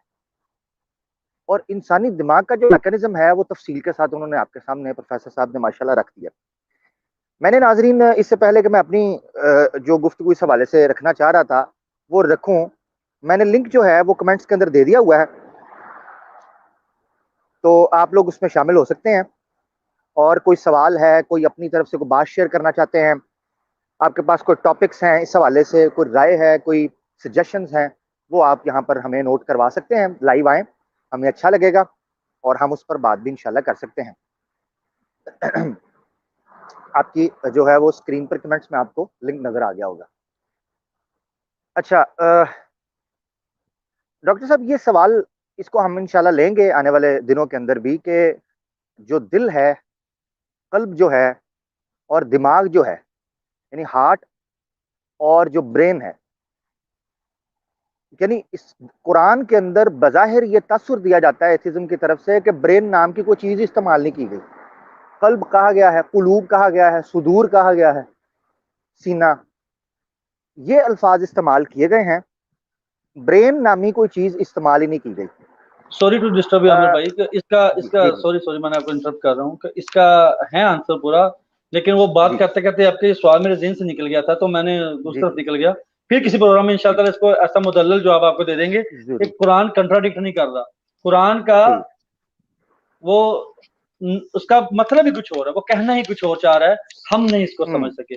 कुरान में कल्ब का ठीक मतलब सिर्फ दिल नहीं है अरबी जुबान में, वो भी ठीक इंशाल्लाह इस पर ठीक। किसी दिन बात करेंगे। इंशाल्लाह इंशाल्लाह, जरूर जरूर। मैंने इसीलिए इसको टोटली साइड पर रखा। मैंने कहा कि जो देखें, मौजू जब आप किसी सब्जेक्ट को एड्रेस कर रहे होते हैं, उसकी नोयत बहुत इंपॉर्टेंट होती है नाजरीन। बाज़ औक़ात एक टॉपिक को जब डिस्कस किया जा रहा होता है तो उसको प्योरली जो है ना वो एक आप ये समझें कि एकेडमिक वे के अंदर सिर्फ डिस्कस किया जा रहा होता है, आर्ग्यूमेंट्स को रखा जा रहा है। बात चीजें होती हैं जिनको आप कंपैरेटिवली एनालिसिस, कंपैरेटिव एनालिसिस होता है, उसको आप प्रेजेंट करते हैं। उसका उसलूब होता है मनाजराना, मुजादिलाना, तो ताकि आप दो आर्ग्यूमेंट्स का आपस में तकाबुल करवाते हैं। वो टोटली डिफरेंट नोयत का प्रोग्राम होता है। तो इंशाल्लाह हम कोशिश करेंगे कि ये जो कल्ब और यानी दिल और दिमाग, इन दोनों के माबैन जो है वो कुरानिक पॉइंट ऑफ व्यू में एतराज़ खड़ा किया जाता है कि ये साइंस के जो बयान करदा जो उसलूब है उसके खिलाफ है, तो उसको हम लेंगे। अच्छा, हमारे साथ दो कॉलर्स इस वक्त जुड़ चुके हैं। मजीद जो कॉलर्स हैं मैंने लिंक दे दिया, एक बार फिर मैं लिंक देता हूँ इससे पहले कि मैं अपने कॉलर्स की तरफ जाऊँ। उम्मीद है आप लोगों को प्रोग्राम ये पसंद आया होगा। सवालों की तरफ जाने से पहले मैं आपको ये चीज़ बता दूं, कोशिश ये करनी है, कोशिश नहीं बल्कि करना ये है, ठीक है ना। कोशिश वाला काम तो रखा ही नहीं ना हुआ। हम तो समझदार इंसान है ना, इसी ब्रेन के ऊपर तो हम बात कर रहे थे। हमें और एप्स में और बंदरों में और जानवरों में तो यही तो फर्क है कि हम चीज़ों को एक ऑर्गेनाइज फॉर्म के अंदर लेकर चलते हैं। तो करना दोस्तों ये है सवालों जवाब की नशिस्त के अंदर कि जो टॉपिक है उस पर सवाल करना है, नंबर एक। नंबर दो, आपके पास 1.5 से 2 मिनट होंगे जिसमें आपने ब्रीफली अपना क्वेश्चन जो है उसको रेज कर देना है। वो फिर हम देख लेंगे मौजू को किस तरफ हमने लेकर जाना, बात करें, प्रोफेसर साहब जाने, उनकी फील्ड है, वो इंशाल्लाह उस पर रिस्पॉन्स अपना दे देंगे। ठीक हो गया दोस्तों। तो सवाल रखना है या अपनी राय का इजहार करना है टॉपिक के हवाले से 1.5 से 2 मिनट के अंदर। उसके बाद हम लोग आपसे इजाजत चाहेंगे और नेक्स्ट कॉलर को ले लेंगे ताकि किसी के साथ ज्यादती ना हो। बहुत शुक्रिया। पहले हमें ज्वाइन किया है फुरकान चौहान भाई ने बगैर किसी ताखीर के। फुरकान भाई हमारे बड़े अच्छे यूजर हैं, हमारे मॉडरेटर भी हैं यूट्यूब के ऊपर भी और व्हाट्सएप ग्रुप में एडमिन भी हैं, हमारे बड़े प्यारे दोस्त हैं जी। आहलन फुरकान भाई। अस्सलाम वालेकुम। वालेकुम अस्सलाम सर, क्या कहेंगे आज के प्रोग्राम के अच्छा बारे सर, में और कोई सवाल कोई राय जी। सर बहुत ही बेहतरीन टॉपिक है और बहुत नॉलेजेबल टॉपिक है, काफ़ी इन्फॉर्मेशन मिली है। मेरे दो सवाल हैं। एक सवाल जो है वो मेरा कन्फ्यूजन की बुनियाद के ऊपर है और दूसरा जो है वो एक इनोवेशन जो हुई है रिसेंटली उसके हवाले से। जो कन्फ्यूजन है वो ये है कि हारून साहब ने ये फरमाया कि ब्रेन में जो है वो पेन रिसेप्टर्स नहीं है। तो मेरा थोड़ा कन्फ्यूजन ये है कि अगर हमारी बॉडी में किसी भी जगह के ऊपर अगर किसी इंसान को कोई जख्म हो जाए या उसको कोई चोट आ जाए, तो उस कंडीशन में अगर उस पर्टिकुलर एरिया में अगर हमें कोई पेन अगर हो रहा है तो अल्टीमेटली कनेक्शन तो हर एक चीज का ब्रेन के साथ है। तो उसके जो सेंसेस हैं या जो उसके सिग्नल्स हैं वो तो हमारे ब्रेन ने उसको एक्सेप्ट करने हैं, उसके अकॉर्डिंगली उसने बताने हैं कि यहाँ पर इन हिस्से में वो पेन हो रहा है। तो अब हारून साहब ने जो बताया था कि रिसेप्टर्स तो है ही नहीं ब्रेन में, तो यहाँ थोड़ा मेरा कंफ्यूजन है, इसको आप थोड़ा सा इसको ठीक क्लियर हो कर गया, दीजिएगा। और आपका पॉइंट आ दूसरा गया। मेरा सवाल ये जी जी दूसरा जी मेरा जी सवाल जी। ये है कि रिसेंटली मैंने बारे में सुना था कि एलन मस्क जो कि टेस्ला के जो ओनर हैं, उन्होंने उनकी एक कंपनी है न्यूरालिंक के हवाले से, अब वो बता रहे हैं कि जी एक चिप लोगों ने एग्जैक्टली। लॉन्च की है यस। जी, जो ब्रेन में वो इंजेक्ट करेंगे। और मेन कंसर्न जो सवाल का मेरा ये है कि उसमें उन्होंने ये बताया है कि उस चिप के जरिए कोई भी इंसान को प्रॉब्लम फेस हो रिगार्डिंग इंजरीज के हवाले से मैं बात कर रहा हूँ, इवन स्पाइनल कॉर्ड की अगर कोई इंजरी हो तो वो भी उसके जरिए से सॉल्व की जा सकती है। लेकिन अभी जो हारून साहब ने अपनी प्रेजेंटेशन में जो तमाम चीजें ब्रीफ की हैं, उसमें उन्होंने ये बात भी मेंशन की थी, अगर मैं गलत हूं मुझे करेक्ट कर दीजिएगा, कि ह्यूमन ब्रेन जो है वो बाय फार बेटर है किसी भी कंप्यूटर से। तो अगर ऐसा है तो हमें फिर इस चिप की क्या नीड है? क्या इस चिप के जरिए किसी को कंट्रोल किया जा सकता है, या उस चिप के जरिए जो कि ब्रेन में इंजेक्ट हो रही है वो स्पाइनल कॉर्ड की इंजरी को भी जो है वो हील कर सकता है? बहुत शुक्रिया सर आपका। ठीक हो, बहुत शुक्रिया, अल्लाह आपको जज़ाए खैर दे। तो ये दो सवालात हैं प्रोफेसर साहब, आप इन पर बात करना चाहें, दोनों का ताल्लुक ब्रेन के साथ है। एक वो कह रहे हैं कि अगर पेन रिसेप्टर्स नहीं हैं और दिमाग जो है वो पेन नहीं फील करता, तो वो ये मैसेज कैसे भेजता है दूसरे आपके मसल्स को, दूसरे ऑर्गन कि यहाँ पेन हो रही है, और वो एक मस का जो एक सिस्टम शुरू होता है जिसको आप नर्वस सिस्टम कहते हैं। तो इस बारे में आप क्या कहते हैं? बहुत अच्छे लगे मुझे इनके दोनों सवाल माशाल्लाह। इससे ये पता चलता है कि कितने ये कंसंट्रेशन के साथ माशाल्लाह सुन रहे थे। अल्हम्दुलिल्लाह जी। Thank you very much. अच्छा, अब जो सेकंड लास्ट स्लाइड थी ना हमारी, जिसमें फंक्शंस जी जी area of the brain, if you can show it again please. इसमें जी। सेंसरी एरिया था। सेंसरी एरिया में मैंने बताया था शायद कि सेंसरी एरिया ये वो एरिया है जो कंट्रोल करता है स्किन सेंसेशंस को, जिसमें क्या क्या आता है, टेम्परेचर भी है, प्रेशर है जो बाहर से हमारे जिस्म पे कोई आए तो, और पेन, उसमें पेन भी बताई थी मैंने कि पेन को भी यही कंट्रोल करता है। यानी पेन जिस्म के किसी हिस्से में हो रही है तो सिग्नल्स आएंगे इस एरिया में, केमिकल सिग्नल जो इलेक्ट्रो सिग्नल, इलेक्ट्रोकेमिकल सिग्नल, वो मूव करते करते यहाँ पे आएंगे। इसको पता चलेगा वो पेन किस वजह से। फॉर एग्जाम्पल, आपने किसी प्लेट पे हाथ लगा दिया, वो प्लेट बहुत गर्म थी, तो अब आप कुछ उन फिंगर्स पे पेन आपको होगी,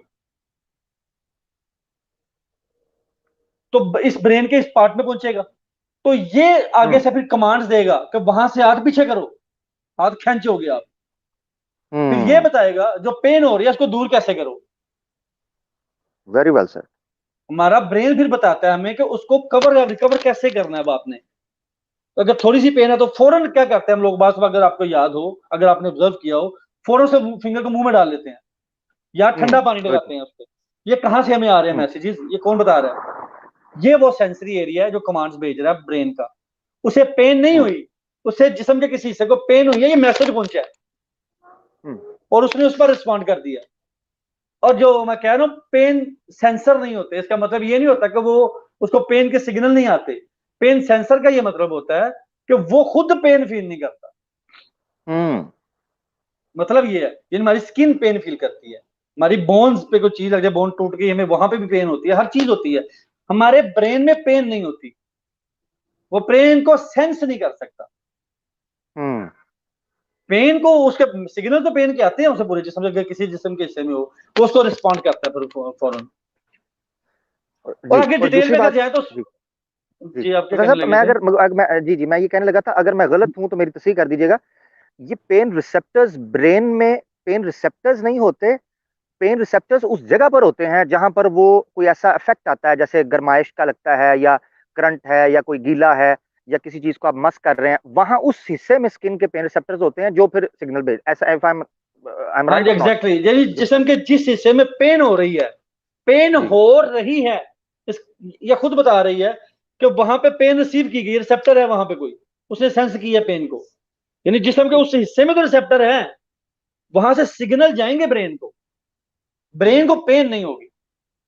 ठीक ठीक अब दूसरा सवाल था जो आपका, कि वो जो नई रिसर्च है वो ऐसी चिप तैयार कर रहे हैं, तो अगर जी।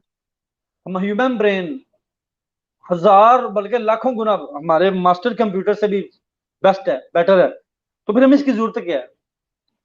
हमारी जो टांग है या जिस हमारा एक हाथ है, इसका मुतबादल कुछ भी नहीं, कुछ हो भी नहीं सकता। लेकिन अगर कोई टांग टूट जाए या हाथ कट जाए तो हम क्या करते हैं? अगर तो पैसे वाले हैं तो हम उस मसनूई हाथ से मसनूई टांग लगाते हैं। वो उसके तरह काम नहीं कर सकती परफेक्टली कभी भी, लेकिन 100 में से अगर 10% भी कर दे तो ना होने से तो हम कहते हैं चलो यार, ना होने से तो बेहतर है ना, हमारी बैलेंसिंग तो बिल्कुल। टांग ने बना दी ना। हम्म। वो जो चिप है वो ब्रेन की तरह काम नहीं करेगी, कभी ना कर सकेगी। Original is original. हम्म। हाँ, कुछ 1-2% शायद कुछ हमें सिग्नल सिग्नल के पासिंग में कोई काम दे दे हमारा। जी जी, अभी उसको वो उसका नाम ये है एक्सपेरिमेंट कर रहे प्रोफेसर हैं। साहब, उसका नाम, उस सॉरी मैं माजरत आपको इंटरप्ट कर रहा हूँ। उसका नाम मेरे ख्याल से फुरकान भाई ने अप्रोप्रिएट लिया है या नहीं मुझे नहीं इल्म, वो न्यूरो लिंक है। अभी उस वो पर लिया उन्होंने उसको नाम, अभी लिया नाम उन्होंने उन्होंने। नाम लिया, ठीक हो गया। तो वो लिंक है, न्यूरो लिंक है, बेसिकली बस वही वो सिर्फ जिसको आप सिग्नल शनाख्त पास कह रहे करेगा। थे। वो जी। सिग्नल पास करेगा सिर्फ। वो जिस तरह बाकी हमारा ब्रेन कमांड्स दे सकता है, वो कमांड नहीं दे सकेगा। बस हमारे सिग्नल के पास पासिंग का जो वो ब्रेकअप हो गया, ब्रिज खत्म हो गया था रास्ते में से, कुछ ऐसी सर्जरी की वजह से, प्रॉब्लम की वजह से, वो बस सिग्नल का ब्रिज बन जाएगा। इधर से सिग्नल उधर ले जाएगा, इससे ज्यादा कुछ नहीं कर सकेगा। वो कमांड्स नहीं दे सकेगा, बस डिलीवर कर सकेगा। That's all, thank you. ठीक हो गया, बहुत शुक्रिया। नाजरीन, आपको लिंक जो है वो पब्लिक हम कर चुके हुए हैं, तो आप उसमें आ जाएं जितनी जल्दी हो सकता है, ताकि हम इसको कंक्लूड करें। हमारे पास 24 मिनट्स मोर हैं, हम 1.5 घंटे का इस प्रोग्राम को रखेंगे ताकि इस पर आ सके। ठीक है, फुरकान भाई कह रहे हैं उन्होंने नाम लिया था, ठीक है, न्यूरोलिंक, बिल्कुल बिल्कुल बिल्कुल, मुझे याद है मैंने इस ये अपडेट जो हमारा जैतून एफएम फैमिली का व्हाट्सएप ग्रुप है मैंने उसमें दी थी। उसमें लिंक भी था जिसमें डिटेल वो बयान की गई थी कि वो भी ये क्या क्या इससे जिद्दत आ सकती है। तो देखिए, मॉडिफिकेशन अगर तो ये है कि ब्रेन को निकाल कर कोई इंसानी तैयार करदा वो चीज रख दे वहां पर, तो हम समझ सकते हैं। जैसे हार्ट रखा जा रहा है, ठीक है ना, एक या उसकी जगह पर वो बैक, यानी इस तरह की कुछ चीजें वो तैयार कर सकते हैं।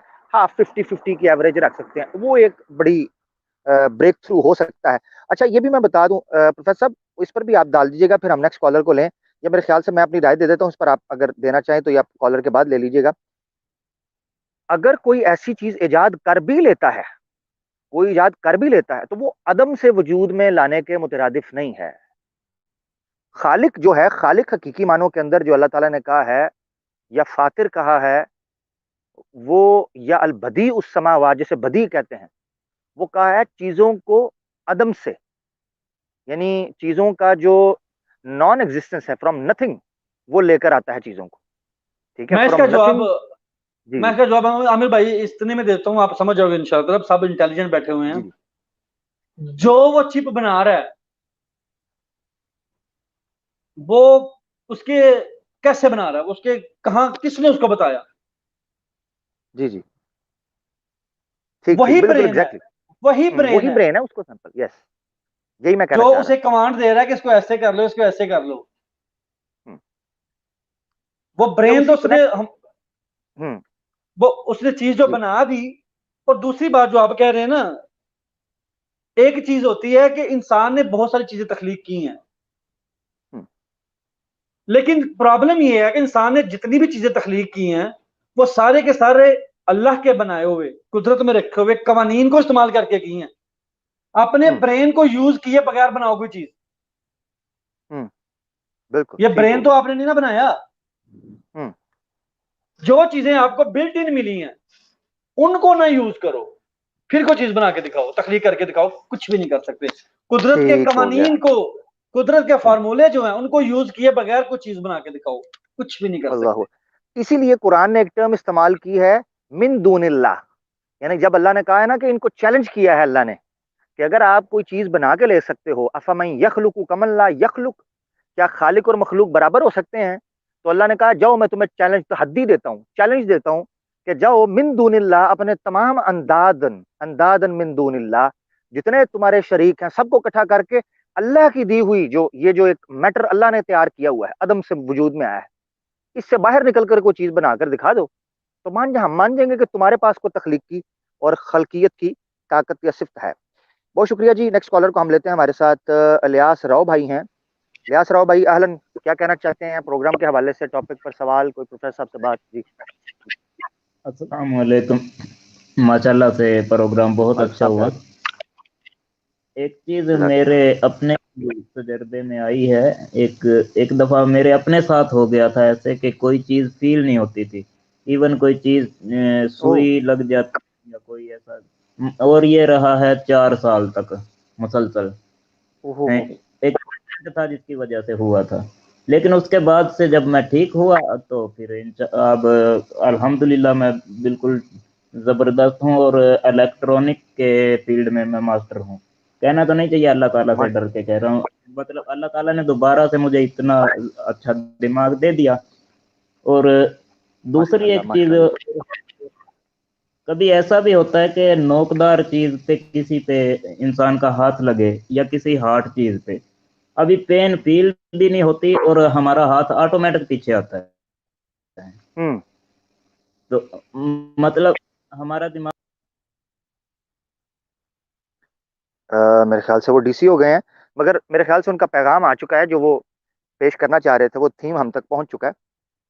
गालबन वो ये कहना चाह रहे थे कि अभी उसका रिएक्शन हमें मुकम्मल तौर पर, हम नहीं उसको रिएक्ट नहीं करते, यानी वो हमें पेन फील नहीं हो रही, वो एहसास है तो हम फौरन से पहले उसको उसका रिएक्शन देते हैं, हम पीछे हाथ हटा लेते हैं या कोई बच जाते हैं उस चीज से। तो वो ये गालबन ये कहना चाह रहे थे।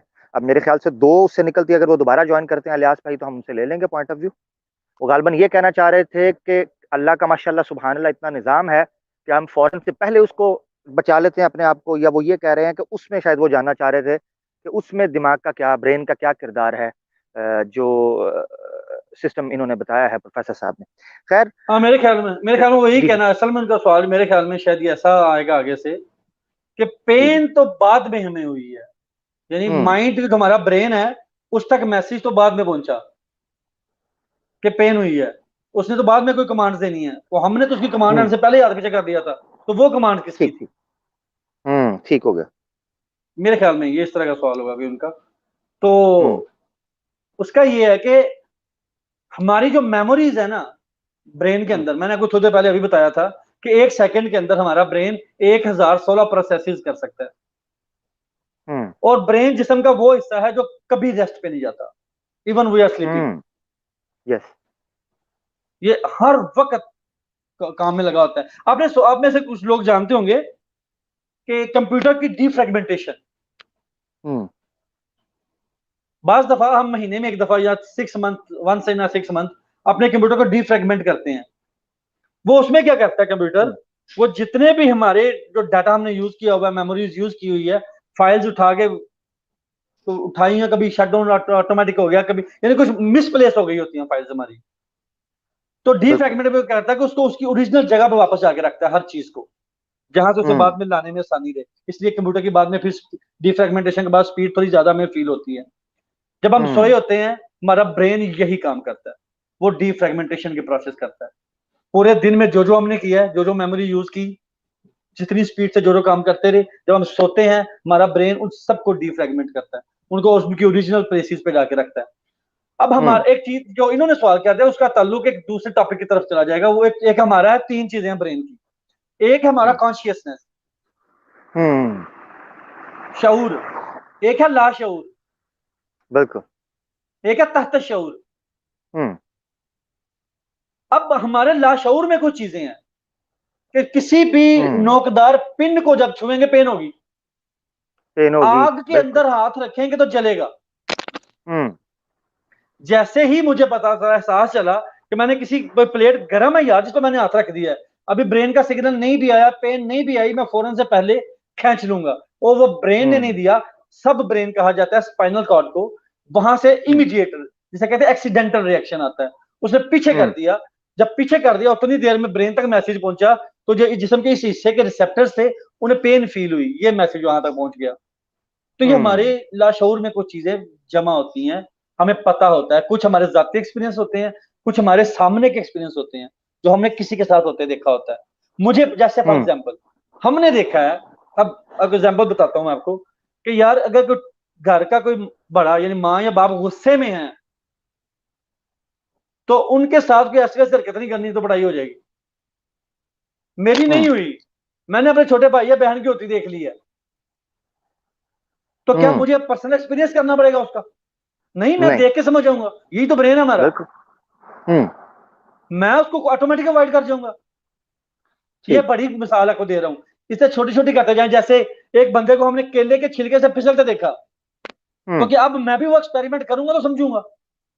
हाँ, लो आज फिर फिसलना पैना जी, और जिस तरह वो लतीफा है जी। हाँ, तो अब मैंने देखा एक गरम प्लेट को किसी ने पकड़ा, हाल जला, तो अब जानबूझकर पहले मैं भी पकड़ के देखूंगा चलता है, या मैं उसी से सीख जाऊंगा। ठीक हो गया। ये सब मेमोरीज हमारे लाशोर में आ जाती हैं, तो वो सडन रिएक्ट कर जाता है। जैसे प्रोफेसर साहब, इसमें मैं एक और मिसाल देना चाहूंगा। जैसे हमारी घर की जो खवातीन होती हैं, वो जब किचन में जाकर चूल्हे को जला रही होती हैं, तो वो जो स्पार्कल, वो जो इसको स्पार्क करते हैं उससे, या वो माचिस की तीली से या लाइटर जिससे भी वो जला रही हूँ, तो वो आपने देखा होगा कि वो जलने से पहले 3-4 बार हाथ को ऐसे पीछे कर रही होती हैं। ठीक है, यानी वो बचा, अपने हाथ को बचाती हैं। अभी लगती नहीं आग, मगर वो हाथ को बचाती हैं, 3-4 बार बचाती हैं, फिर जब लग जाती है तो फिर भी बचा। यानी वो एक मेमोरी है, जिस तरह आपने कहा कि वो लाशऊर के अंदर एक चीज फीड हो चुकी हुई है कि इसका ये रिएक्शन होता रहा है और ये होगा। ठीक है, तो उससे, हाँ, उससे एक एहतियाती, जिसे आप कह सकते हैं कि एक प्रिकॉशन हो जाता है। इसे हम उर्दू में कहते हैं, इसे हम कहते हैं उर्दू में लाशऊरी अमल है ये, यानी हाँ लाशऊरी रिएक्शन होता है। ये हमारे शऊर में नहीं होता। बिल्कुल बिल्कुल, यानी इसको इरादी तौर पर या प्रॉपरली जो आपका जहन है उसको गैदर करके, सेंसेस को आप प्लान करके नहीं करते।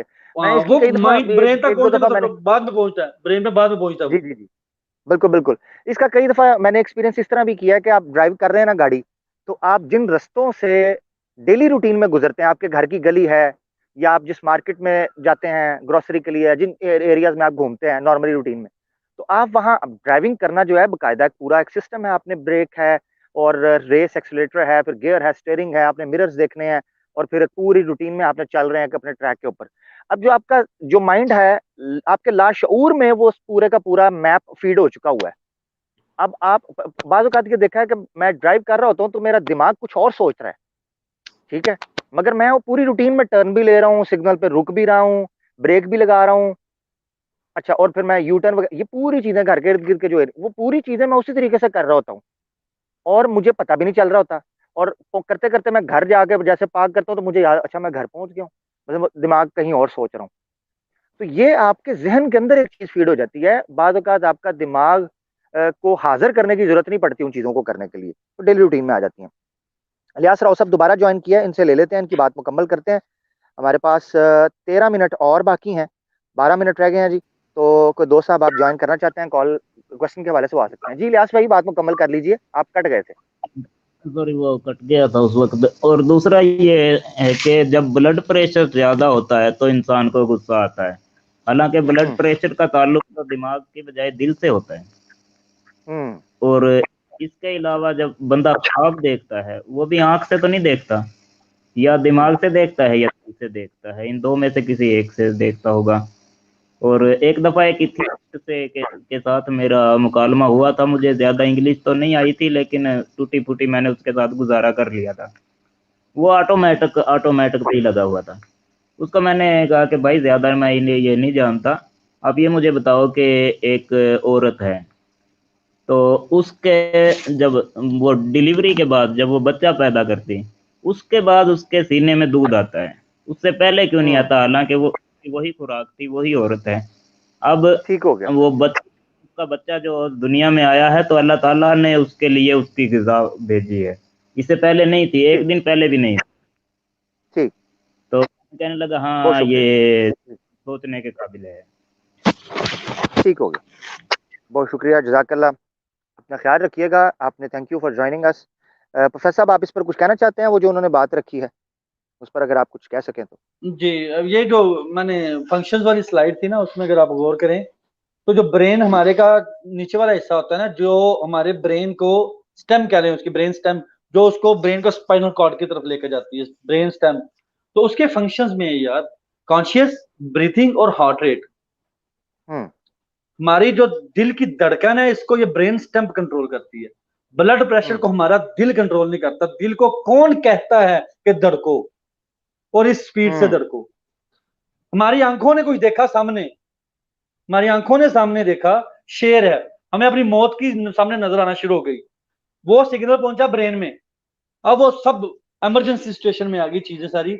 ब्रेन की ने मैसेजेस सिग्नलिंग की तमाम बॉडी पार्ट्स को एक्टिव होने के लिए, सब के सब एकदम एक्टिव हो गए।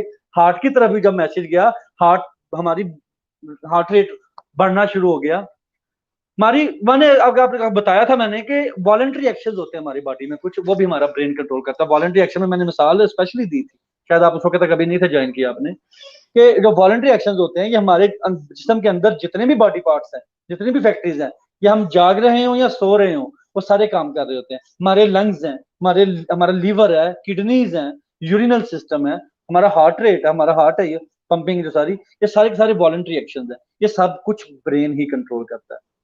और ब्रेन जब देखता है कुछ, उसके मुताबिक उसको कंट्रोल करता है। अगर कोई खुश आए, सिर्फ दुख में या गुस्से में नहीं, खुशी में भी बार दफा हार्ट रेट बढ़ जाता है, भागने से हार्ट रेट बढ़ता है। ये मुख्तलिफ चीजें होती हैं, लेकिन कंट्रोल बहरहाल ब्रेन ही कर रहा होता है। ठीक हो गया, जबरदस्त, बहुत शुक्रिया। नाजरीन कोशिश किया करें कि कमेंट्स के अंदर कोई काम की बात हो तो वो किया करें। कमेंट्स ज़्यादातर आपके दिमाग की, आपकी तरबियत की, आपकी तालीम की अक्कासी कर रहे होते हैं।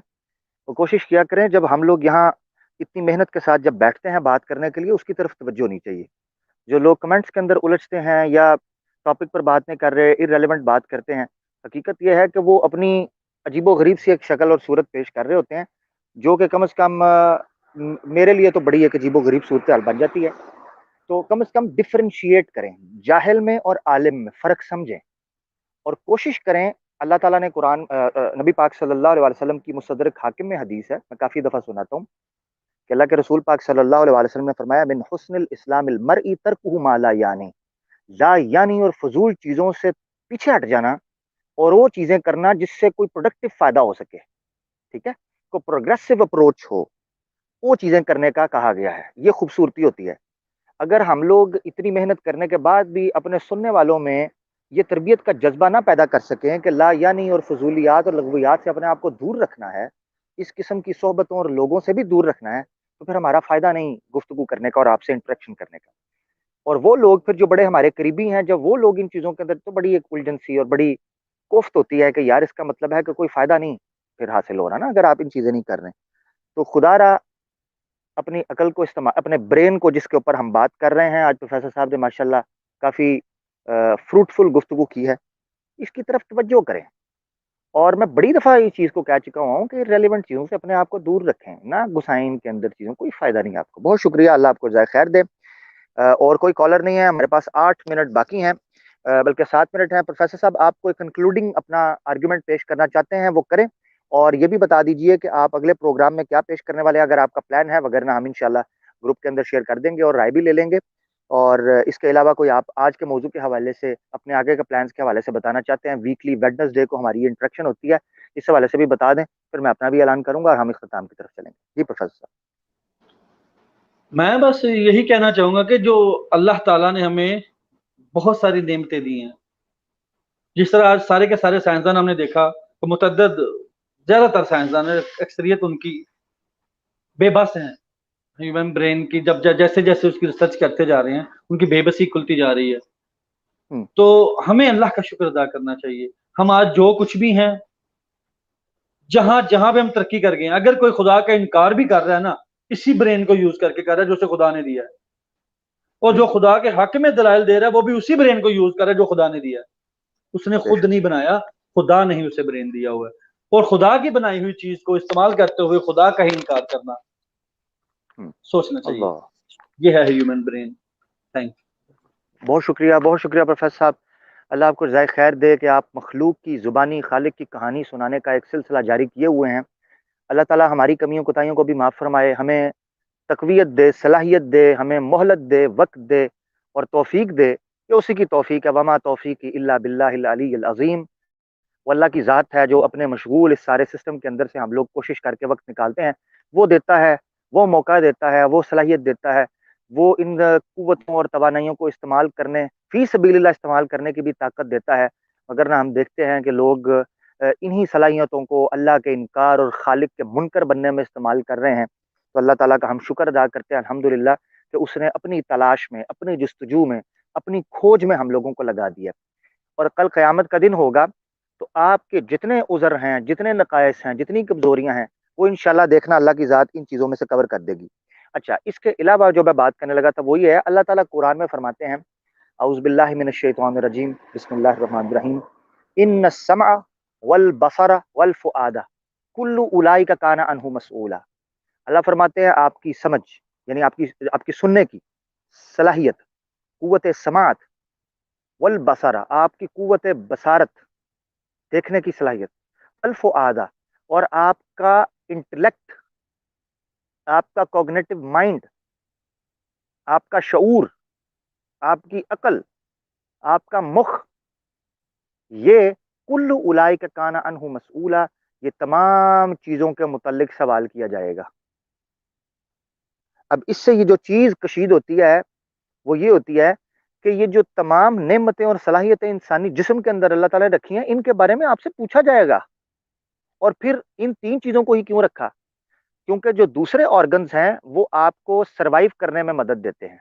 ये भी सर्वाइव करने में मदद देते हैं, मगर सर्वाइव करने के साथ-साथ ये आपको ये सलाहियत भी देते हैं कि आपके खारिज में जो दुनिया चलती-फिरती नज़र आ रही है, जो गर्दिश लैलो नहार है, तगय्युर ज़मान है, तो ये सारी चीज़ें आपको क्या इल्म फ़राहम कर रही हैं, ये हासिल करने के लिए आपके पास ये 3 बुनियादी सलाहियतें मौजूद हैं। क़ुव्वत समात है, सुनने की सलाहियत है, देखने की सलाहियत है, और सुन और देख कर जो चीज़ें आपके पास एक डाटा इकट्ठा होता है, आपके पास जो कज़ाया इकट्ठे होते हैं, पोस्टुलेट्स इकट्ठे होते हैं, उनको फिर एनालिसिस करके एक अच्छी जगह पर पहुँचना।